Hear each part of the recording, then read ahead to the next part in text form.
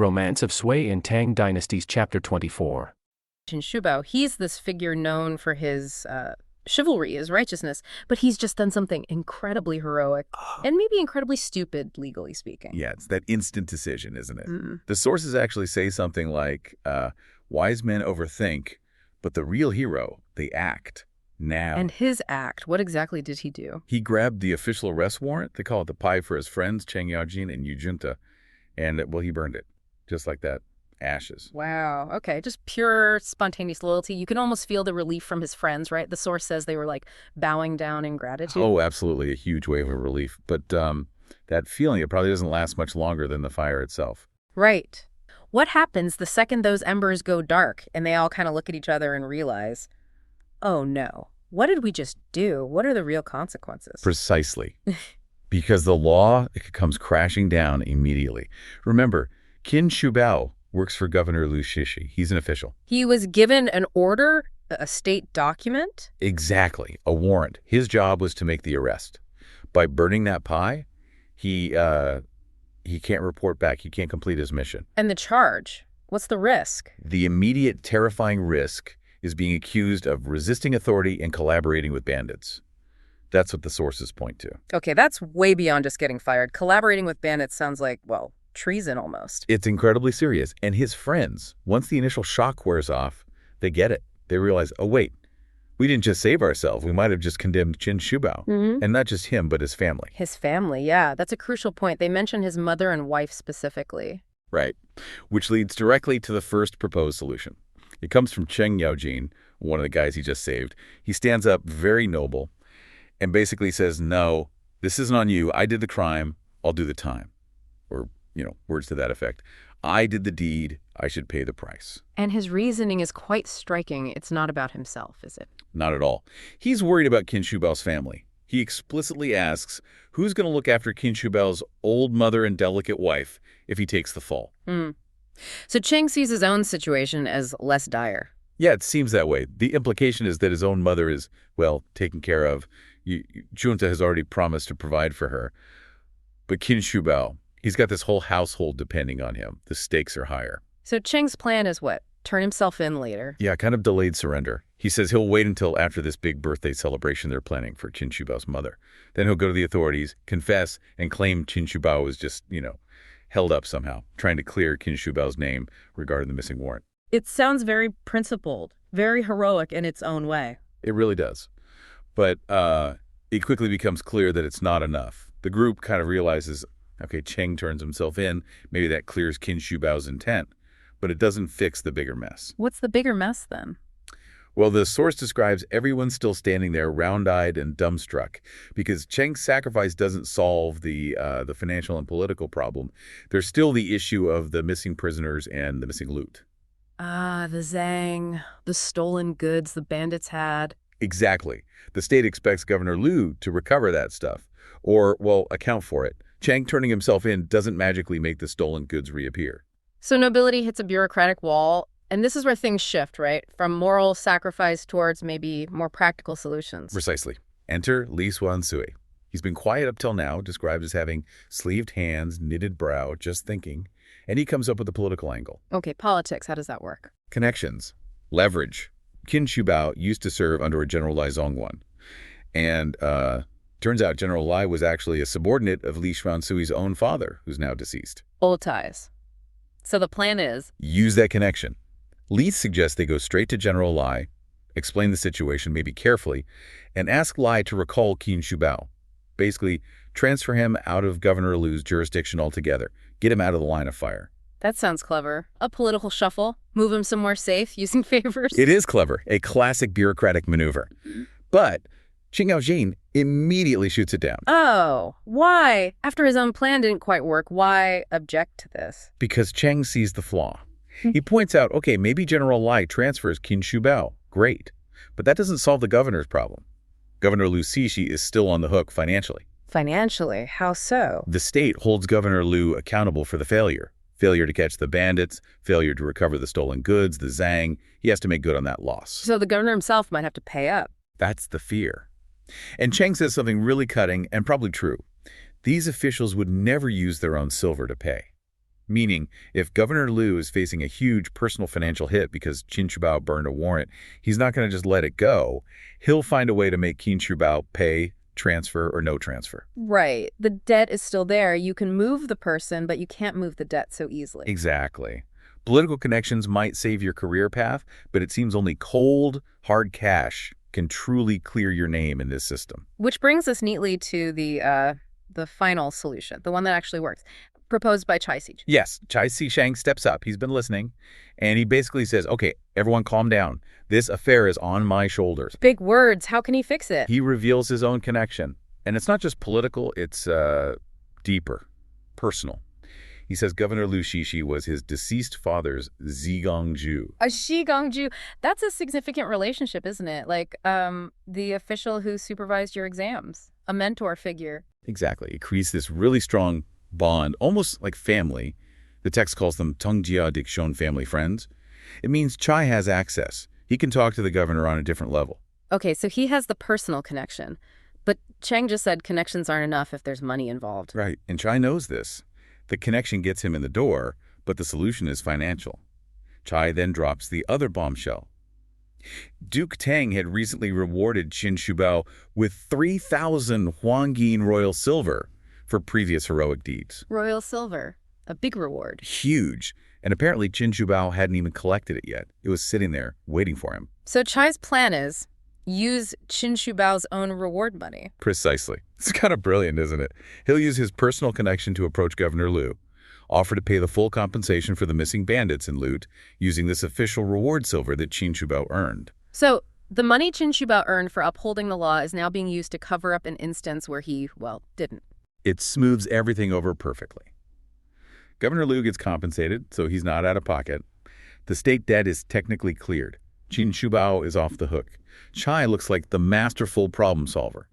Even when Yu Chunta offers to help raise the money, Chai insists the silver is on my shoulders, meaning he'll handle the transaction. Wow. So that initial act of fiery loyalty, it's ultimately resolved not by more sacrifice or political maneuvering, but by knowing the right people and having a large chunk of cash ready. It really underscores that saying the sources bring up. 10,000 spirits communicate, money moves ghosts. In this crisis, money definitely talked. Okay, so the immediate danger is averted. The political heat is off thanks to Chai's intervention and the silver. What happens next? Does Qin Shubao just go home? Pretty much. The focus shifts now to that birthday party for his mother. He finally gets home near 5 watches, which is, almost dawn. Exhausted probably, but safer. And there's that little scene with his mother, right? Yeah, a very human moment. He walks in, and his mother and his wife are there, waiting up, clearly worried sick. His mother gives him a bit of a scolding for being out so late. She mentions something specific, doesn't she, about being worried? She does. She brings up the old saying, a son travels 1,000 miles, the mother worries, but also mentions the trauma of seeing people being beaten in the streets during official comparisons or crackdowns. It really grounds the danger he's constantly in. It reminds you that behind the heroics and the political games, there's a family genuinely scared for him. He holds an official position too, right? A Kipai Guam. Yes, a flag officer. Yeah. He's in charge of about 25 soldiers. And interestingly, he's using these state resources, his men and some friends, to help manage the logistics for his mother's private birthday party. Using state soldiers for party planning. Well, more like managing the event. He delegates tasks. One friend, Fin Jianwei, described as a rough man, is handling the gifts and payments. Another, Teng Wanren, who has good handwriting, is writing thank you notes and keeping accounts. Lian Juzin is greeting guests. It's all very organized. It shows his status, needing that kind of setup, but the guest list. That's where it gets really interesting, doesn't it? The ultimate conflict of interest. Absolutely. It's a perfect illustration of the tightrope he walks. On one hand, you have the official guests. Who are they? Local officials, magistrates, military folks, people from generalized command. They're there because Qin Shubao is crucial to their work, especially the anti-bandit stuff. They need to stay on his good side, essentially. The text even uses the term Fen Cheng, like they're there to flatter him or butter him up. Okay, standard official networking, but then the other guests. Then you have the Greenwood men. Yeah. The outlaws, the very people he's supposed to be arresting. They come to his party. Not openly. They know better than that. They're grateful for his, let's call it discretion or protection. So they sneak in, apparently the night before the main celebration. And they bring gifts. Yes. but anonymously.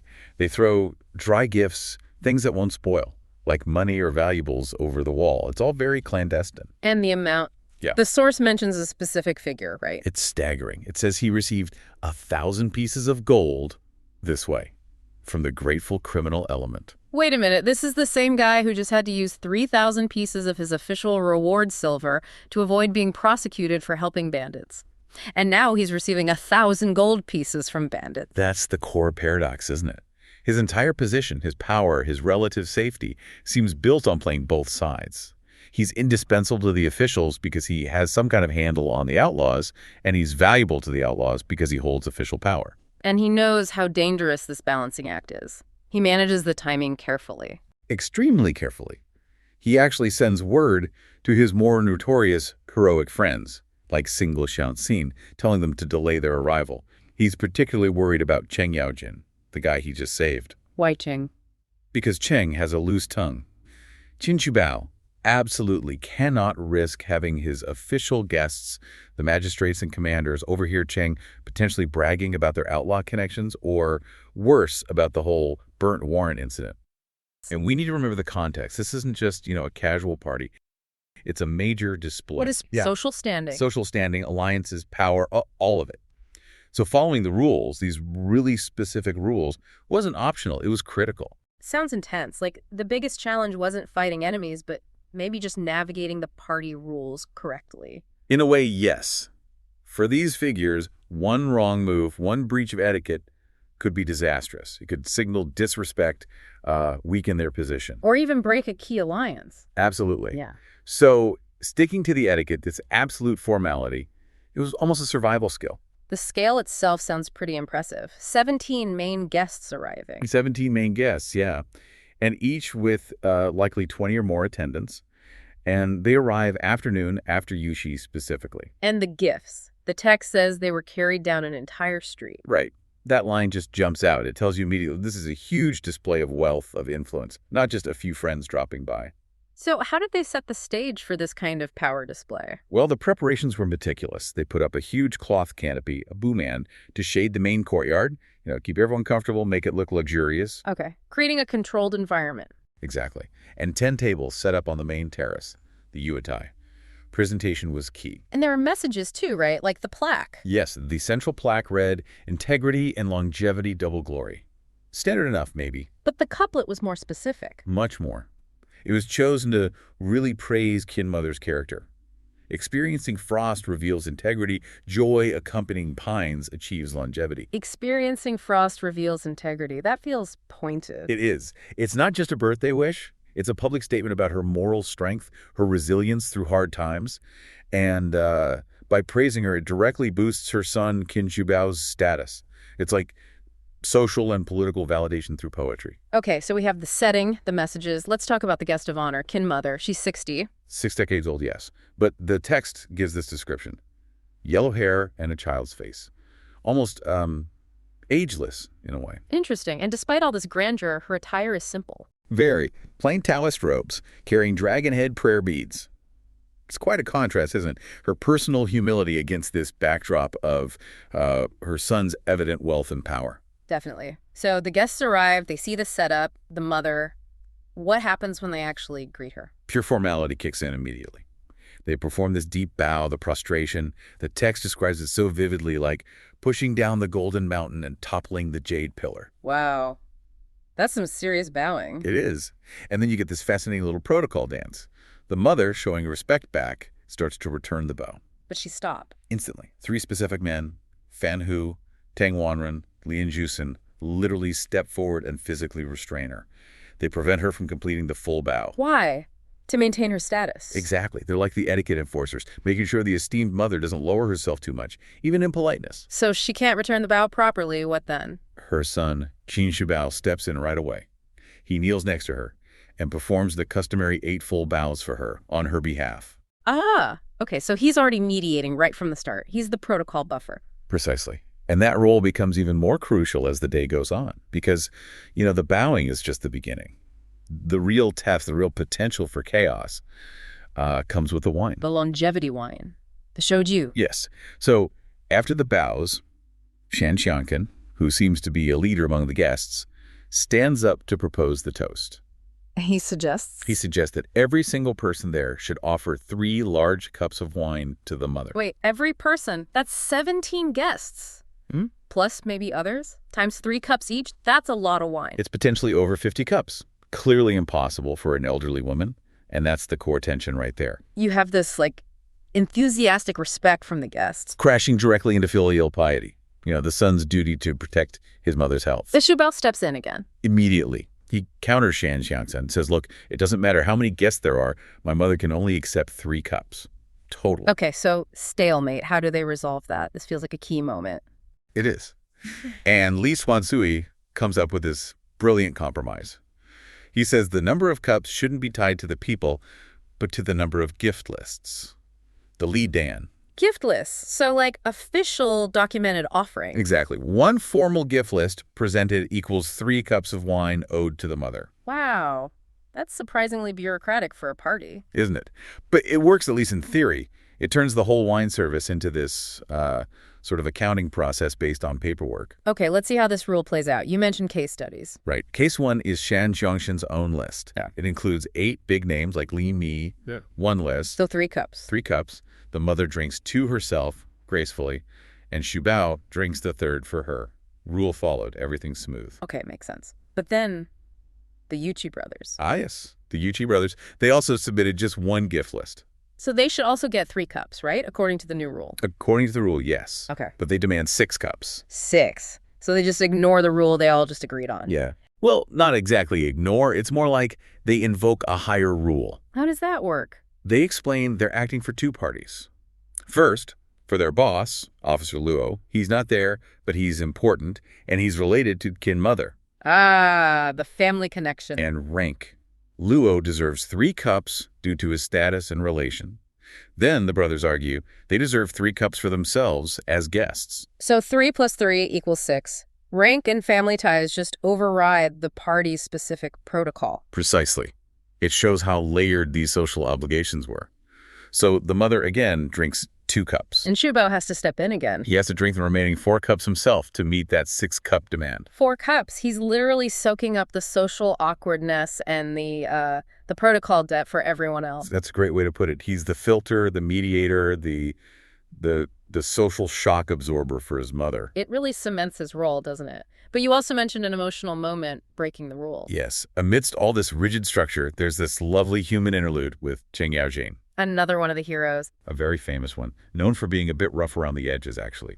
But when the mother sees him, she recognizes him instantly, calls him Cheng Yilang. Like an old nickname. Seems so. From a pastime, possibly a difficult one they shared. And just seeing him, this flood of recognition and genuine happiness comes over her. And that changes things. Completely. Out of sheer joy, she picks up her cup and drinks 2 full cups for him, totally separate from the gift list system. Wow. So real emotion just cuts through all the rules and regulations for a moment. Exactly. It's the one point where, simple human connection trumps the complex logistics of the shuju. Love over lists, you could say. That's actually quite touching. Okay, so the formal toasting, the shuju eventually finishes. The mother retires. Yes, she retires. But the party, it definitely doesn't end there. The focus just shifts. Shifts from formal ceremony to a different kind of performance. Yeah. More boisterous, but still high stakes. It becomes about intellectual display. Right, the drinking game. Centered around the poem. Exactly. The official congratulatory poem, the Shouqi, that Li Xuansui had composed earlier. And the rules were pretty demanding, weren't they? Oh, yeah. You had to drink a large cup of wine first, then stand up and recite the entire poem flawlessly from memory. Flawlessly. What happened if you messed up? 1 character wrong, easy cha-i, meant you had to drink another penalty cup. Right there, on the spot. Ouch. So it's a test of memory, of literacy. And performance under pressure, after you've already been drinking. And the poem itself wasn't simple, right? Comparing her to a mythical figure? No, it was quite literary. Okay. Comparing Kin Mother to the West Pool Queen Mother, wishing her ki, which is 100 years of life. It's high-flown stuff. This feels like the ultimate divider, separating the scholars from the warriors, maybe? That's exactly what the source shows. There's a really sharp split in who succeeds. Okay, so who nails it? The literary types, mostly. Shang Jian, Shi Swansui himself, Wing Bodang, Zhang Gongjin. They manage it. They have the learning. And didn't one guy, Chai Si-chang, do something extra? Ah, yes. He didn't just recite it. He sang it.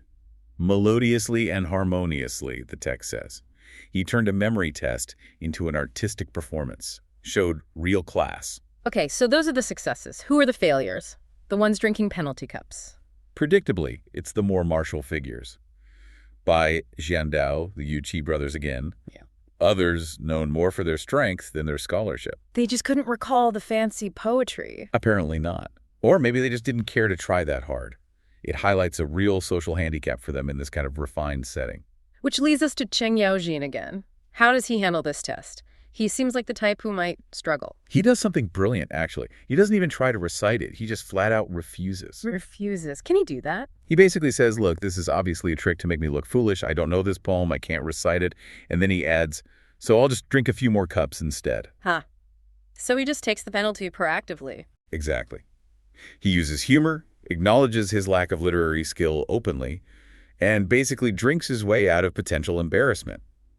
It's quite clever, really. Maintains his standing without pretending to be something he's not.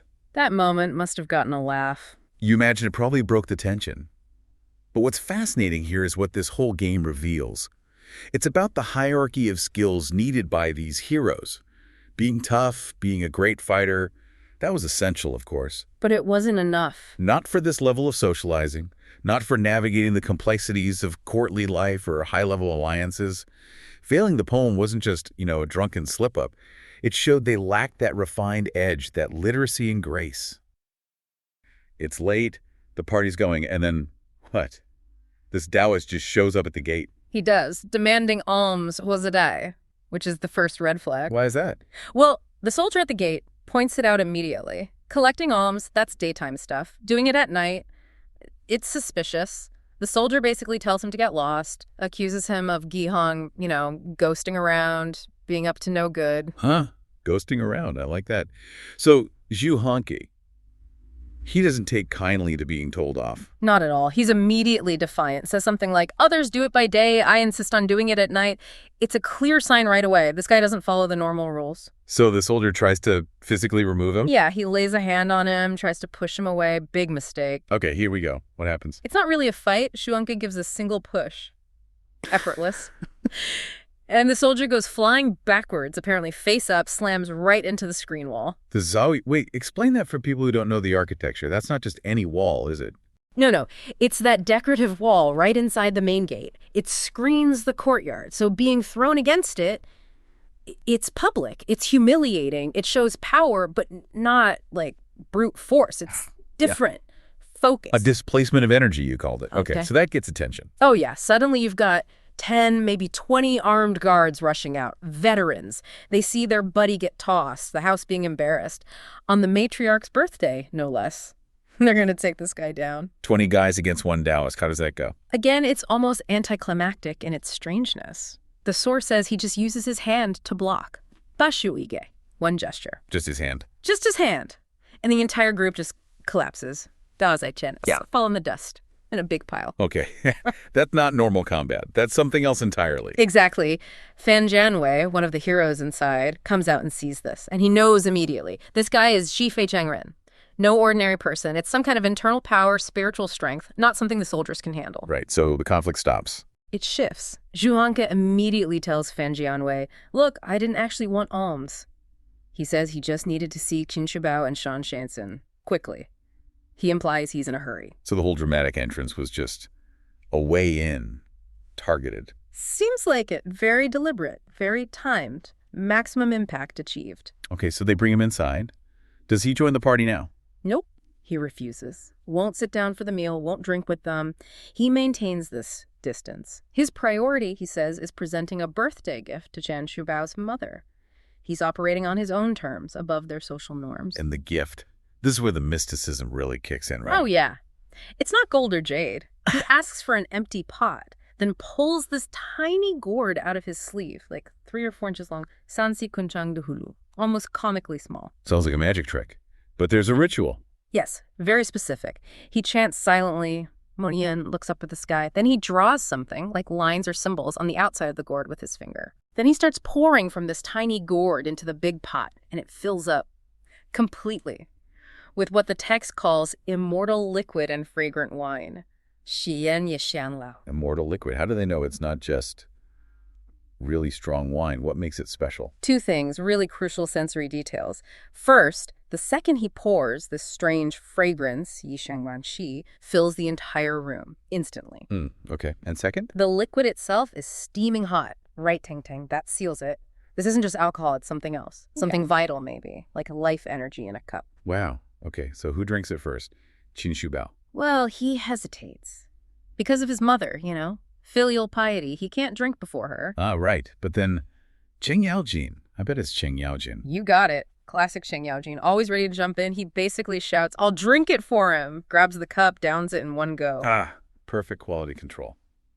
What does he say? He's blown away. As the fragrance washes over his face and he feels his spirit rejuvenated. Jing Hui Fifu. Like his core essence is restored. He actually asks for a second cup. Of course he does.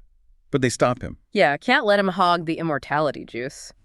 So, the mother drinks 3 cups.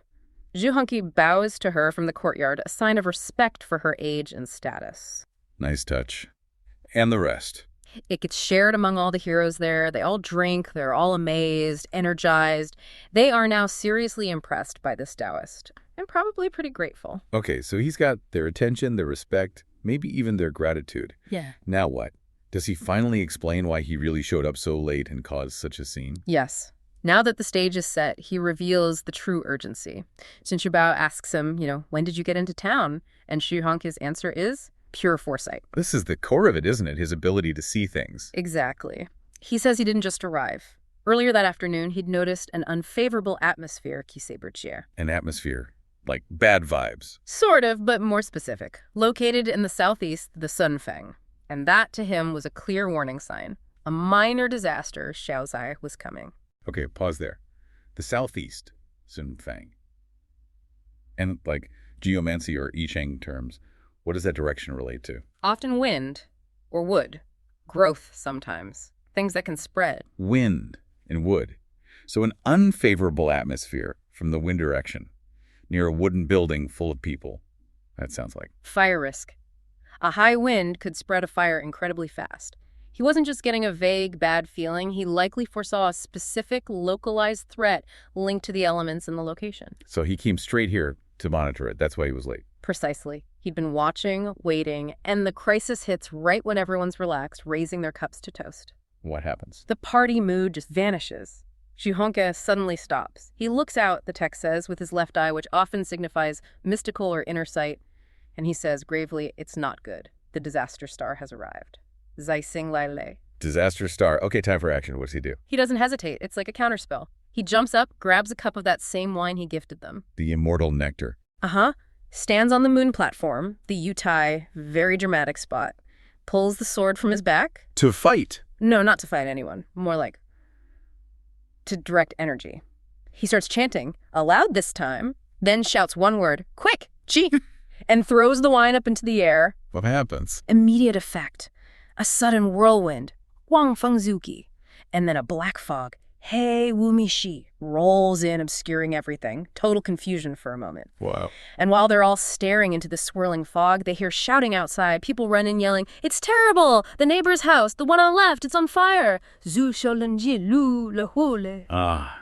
So the fire was the disaster he predicted from the southeast. Exactly. The unfavorable atmosphere manifested. So the heroes leap up to go fight the fire. It's right next door. They try to. But Zhu Hongqi holds up his hand, tells them, don't worry about it. He just says calmly, it's raining outside. Raining, but it wasn't before. Nope.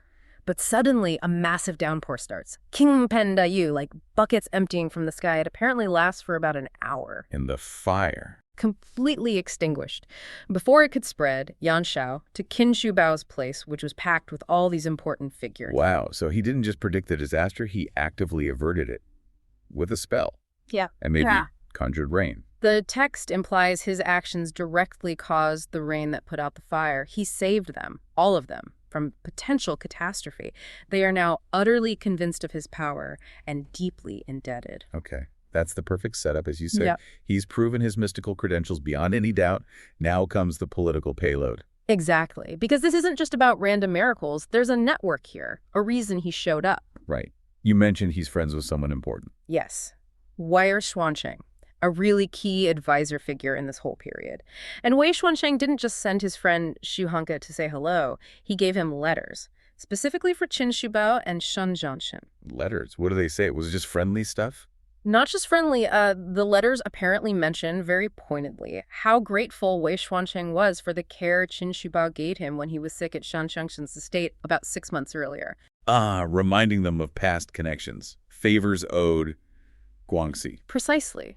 This whole miracle intervention, the wine saving them from the fire, it's all being framed by this political advisor, reminding them of their existing network and debts. The Taoist is acting as a facilitator. The very, very convincing facilitator. Yep. Okay. So, message delivered. Does Xu Hongke stick around?